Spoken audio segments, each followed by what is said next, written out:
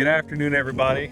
Torey Colburn, Midwest Conservation Agronomist from American Farmland Trust. I'm walking through a field of cereal rye.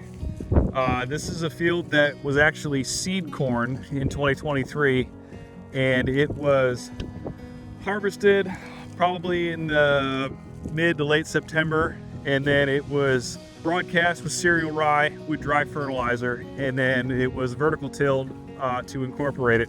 It looks really good, but there's something out here that I wanted to bring to everybody's attention and just kind of show you what we mean when we talk about cereal rye being a good nutrient scavenger, a good nutrient cycler. So seed corn usually gets a pretty reduced rate of nitrogen relative to the nitrogen rates that we might see in commercial corn.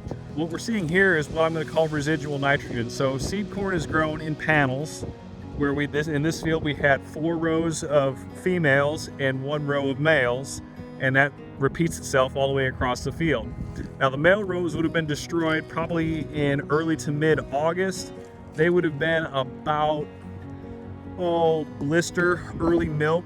They would have been destroyed a full month or so before the seed corn was actually harvested. So where the male rows were, the cereal rye is a much darker green.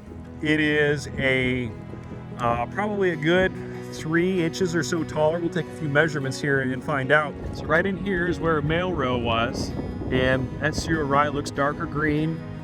You can see it all the way down the field, and the center of the seed corn panel will be about right here. It's a much more pale, yellowy looking green. It's not as tall. So what we're picking up here is residual nitrogen,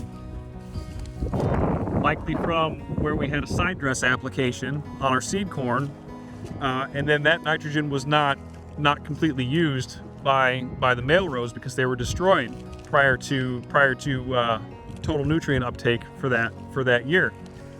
So we'll go ahead and get a couple measurements here. We're about, we'll call that 15 inches in the middle of the panel. This is where it's kind of a more pale yellow.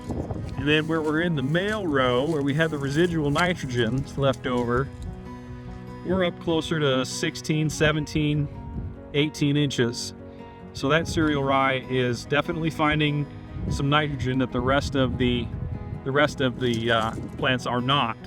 So it's just a good demonstration to show that cereal rye is very good at finding leftover nutrients and keeping them in plant biomass rather than letting them escape and get into our drain tiles and wind up in our ditches and creeks. This field's going to go to soybeans this year, so we're not concerned about having that nitrogen tied up because we're going to go to a legume crop. So not an issue here, but we're keeping that nitrogen in the system, we're keeping it out of our water, and we're going to be set up very well for a 2024 soybean crop. So get out in the field and do a little scouting around, and you'll be surprised what your cover crops will teach you. See you next time.